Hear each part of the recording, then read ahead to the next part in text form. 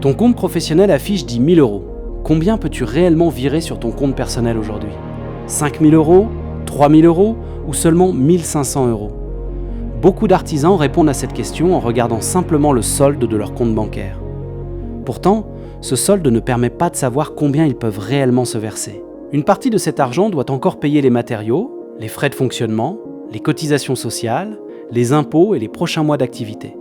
Nous allons donc partir de 10 000 euros encaissés et retirer progressivement tout l'argent qui ne peut pas être considéré comme une rémunération personnelle. À la fin de ce calcul, nous obtiendrons 3 montants. Le montant dangereux, le montant possible pendant un excellent mois et le montant que notre artisan peut se verser régulièrement sans fragiliser son entreprise. Pour rendre le calcul compréhensible, nous allons suivre un artisan qui travaille seul dans une entreprise individuelle. Il n'a aucun salarié. Les 10 000 euros représentent son chiffre d'affaires hors taxe encaissé pendant un mois. Le résultat ne sera pas identique pour tous les artisans. Le métier, le statut juridique, les achats, les frais et la situation personnelle peuvent modifier considérablement le montant final. Mais la méthode restera valable et tu pourras refaire le calcul avec tes propres chiffres. Commençons par une première distinction essentielle. L'argent présent sur le compte professionnel n'est pas nécessairement de l'argent disponible. Si les 10 000 euros encaissés comprennent de la taxe sur la valeur ajoutée, une partie de cette somme doit être conservée pour être reversée à l'administration fiscale. Cet argent passe temporairement sur le compte professionnel, mais il n'appartient pas réellement à l'entreprise. Dans notre exemple, nous allons considérer que les 10 000 euros correspondent au chiffre d'affaires hors taxe. La taxe sur la valeur ajoutée a donc déjà été isolée. Si tu réalises ce calcul pour ton entreprise, commence toujours par travailler avec tes encaissements hors taxe. Sinon, tu risques de prendre pour une rémunération personnelle de l'argent que tu devras reverser plus tard. Notre artisan a maintenant dit 1 000 euros hors taxe. Pendant le mois, il a acheté des matériaux et des consommables pour réaliser ses chantiers. Ces achats représentent 2 800 euros. Nous retirons donc 2 800 euros des 10 000 euros encaissés. Il reste 7 200 euros. Est-ce que ces 7 200 euros peuvent être virés sur son compte personnel ? Toujours pas. C'est à ce moment que deux artisans réalisant exactement le même chiffre d'affaires peuvent obtenir des revenus complètement différents. Un artisan qui vend principalement son temps et son savoir-faire peut avoir très peu d'achats. Un autre artisan peut consacrer une grande partie de son chiffre d'affaires aux matériaux et à la sous-traitance. Les deux peuvent encaisser 10 000 euros. Pourtant, ils ne produisent pas la même marge. Le chiffre d'affaires mesure l'argent encaissé par l'entreprise. La marge permet de comprendre ce qu'il reste réellement après la réalisation des chantiers. Notre artisan possède maintenant 7 200 euros après le paiement de ses matériaux. Nous devons ensuite retirer ses frais de fonctionnement. Son véhicule, son carburant et son entretien représentent 450 euros. Ses assurances représentent 200 euros. Son téléphone, ses logiciels et ses frais bancaires représentent 150 euros. Le renouvellement de son outillage représente 250 euros. Sa comptabilité et ses autres frais représentent 150 euros. Au total, ses frais de fonctionnement représentent 1 200 euros. Nous retirons ces 1 200 euros des 7 200 euros restants. Il reste maintenant 6 000 euros. À ce stade, notre artisan pourrait penser qu'il dispose de 6 000 euros. Il pourrait décider de se verser 4 000 euros et de laisser les 2 000 euros restants sur le compte de son entreprise. Mais il manquerait alors la dépense la plus dangereuse à oublier. Les 6 000 euros restants ne correspondent pas encore à son revenu personnel.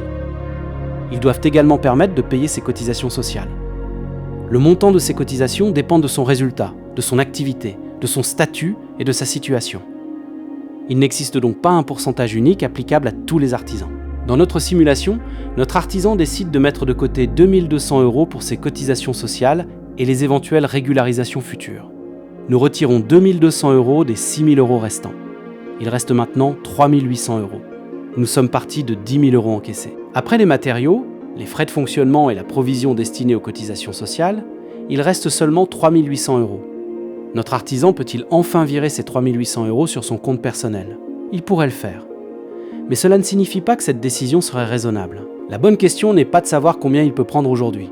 La bonne question est de savoir combien son entreprise peut continuer à lui verser lorsque le prochain mois sera moins bon. Avant de répondre, nous devons encore prendre en compte 2 éléments. Le premier élément concerne son impôt sur le revenu. Cet impôt dépend de sa situation personnelle, de son foyer et de ses autres revenus. Pour notre simulation, notre artisan décide de mettre 300 euros de côté. Il reste donc 3 500 euros. Cette somme semble maintenant disponible. Pourtant, il manque encore une dépense qui n'apparaît sur aucune facture.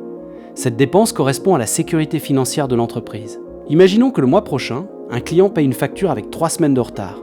Imaginons que le véhicule tombe en panne. Imaginons qu'un chantier important soit reporté au dernier moment.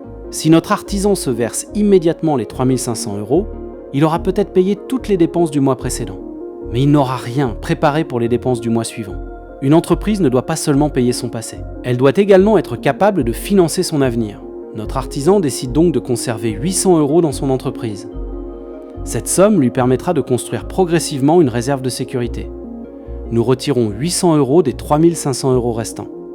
Le résultat final est de 2 700 €. Avec 10 000 € de chiffre d'affaires hors taxes encaissées, notre artisan peut donc se verser environ 2 700 € dans cette simulation. Ses matériaux sont payés, ses frais de fonctionnement sont couverts, ses cotisations sociales sont provisionnées, son impôt personnel est anticipé et son entreprise renforce sa trésorerie. Ce calcul permet surtout de distinguer le solde du compte de la rémunération réellement soutenable. Si cette distinction t'aide à sécuriser une rémunération régulière, je publie des analyses régulièrement, abonnez-vous pour recevoir les prochaines. Gardons toutefois à l'esprit qu'il s'agit d'une simulation. Cela ne signifie pas que tous les artisans réalisant 10 000 € de chiffre d'affaires peuvent se verser 2 700 €. Ce montant dépend directement de la structure de leurs dépenses. Prenons maintenant 3 artisans qui encaissent chacun 10 000 € hors taxes pendant un mois. Le premier artisan utilise beaucoup de matériaux et de sous-traitance. Il consacre environ 4 000 € à la réalisation de ses chantiers. Après ses frais, ses cotisations, ses impôts et sa réserve de sécurité, il pourrait disposer de seulement 1 800 à 2 200 €. Le deuxième artisan correspond à notre simulation. Il consacre 2 800 € aux matériaux et 1 200 € à ses frais de fonctionnement. Il peut se verser environ 2 700 €. Le troisième artisan vend principalement son temps et son savoir-faire. Il utilise peu de matériaux et possède une excellente marge. Avec le même chiffre d'affaires, il pourrait se verser plus de 3 500 €. Ces 3 artisans encaissent la même somme. Pourtant, la différence entre leurs revenus personnels peut dépasser 1 500 € par mois. Voilà pourquoi le chiffre d'affaires ne permet jamais, à lui seul, de connaître la santé d'une entreprise ou le revenu de son dirigeant.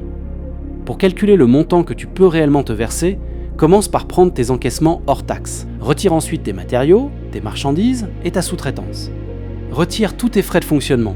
Pense notamment aux véhicules, au carburant, aux assurances, au téléphone, aux logiciels, aux frais bancaires, à la comptabilité, aux locaux et au renouvellement de ton matériel. Mets ensuite de côté le montant nécessaire au paiement de tes cotisations sociales. Prévois également ton impôt personnel. Enfin, conserve une partie du résultat pour construire ou reconstituer la trésorerie de ton entreprise. La somme restante correspond à ta rémunération réellement disponible. Mais ne réalise pas ce calcul uniquement avec ton meilleur mois. Prends la moyenne de tes 6 ou 12 derniers mois. Cette méthode permet de lisser les variations et de fixer une rémunération plus réaliste. Si cette méthode aide à stabiliser ta rémunération, je publie régulièrement sur mon site des ressources pratiques, scannez le QR code pour les retrouver. Cette précaution s'explique simplement. Une entreprise artisanale peut connaître des variations importantes.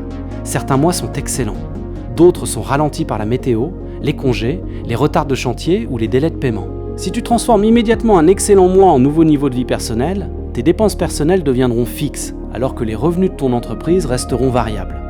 Pour éviter ce problème, calcule 3 montants. Le premier correspond à ton minimum personnel. Il représente la somme dont tu as réellement besoin chaque mois pour payer ton logement, ton alimentation, tes déplacements et tes dépenses personnelles essentielles. Le deuxième correspond au montant soutenable. Il représente la somme que ton entreprise peut produire régulièrement après le paiement de toutes ses dépenses et la constitution de ses réserves. Le troisième correspond au plafond exceptionnel. Il représente la somme que tu pourrais te verser pendant un excellent mois, sans considérer cette somme comme ta nouvelle rémunération habituelle. Ta rémunération régulière doit rester comprise entre ton minimum personnel et le montant soutenable produit par ton entreprise. Si ton minimum personnel est supérieur au montant soutenable, le problème ne vient pas du virement que tu réalises entre tes comptes. Le problème se trouve probablement dans tes prix, ta marge, tes frais ou ton organisation. Si tu réalises 10 000 € de chiffre d'affaires mais que tu peux seulement te verser 1 500 €, ne cherche pas automatiquement à trouver plus de clients. Commence par examiner ta marge sur les matériaux, tes déplacements, tes heures non facturées, les remises accordées, les erreurs de chiffrage et les petits achats répétés. Vérifie également ton prix de vente journalier. Faire passer ton chiffre d'affaires de 10 000 à 12 000 € avec une mauvaise marge peut simplement produire davantage de travail et davantage de fatigue. Améliorer ta marge peut parfois augmenter ton revenu, sans ajouter un seul chantier à ton planning. Revenons maintenant à notre question de départ. Avec 10 000 € hors taxes encaissées, notre artisan pourrait tenter de se verser 4 000 €. Mais ce montant serait trop agressif dans notre simulation. Il pourrait se verser 3 500 € pendant un excellent mois. Mais cette rémunération deviendrait fragile si un client payait en retard ou si une dépense imprévue apparaissait. Le montant prudent et reproductible se situe autour de 2 700 €. Le bon montant n'est donc pas la somme maximale que ton compte professionnel te permet de virer aujourd'hui. Le bon montant est la somme que ton entreprise pourra encore te verser lorsque le prochain mois sera moins favorable. Reprends maintenant les encaissements des 6 derniers mois et applique ce calcul. Additionne tes encaissements hors taxes, retire tes achats, tes frais, tes cotisations sociales, tes impôts et la trésorerie que ton entreprise doit conserver. Tu découvriras alors combien ton entreprise peut réellement te verser. Et si le résultat ne correspond pas au revenu que tu souhaites obtenir, tu sauras exactement quel élément doit être amélioré. Ton chiffre d'affaires, ta marge, tes prix, tes frais ou ton organisation. Si tu as la moindre question, n'hésite pas, c'est juste en dessous en commentaire.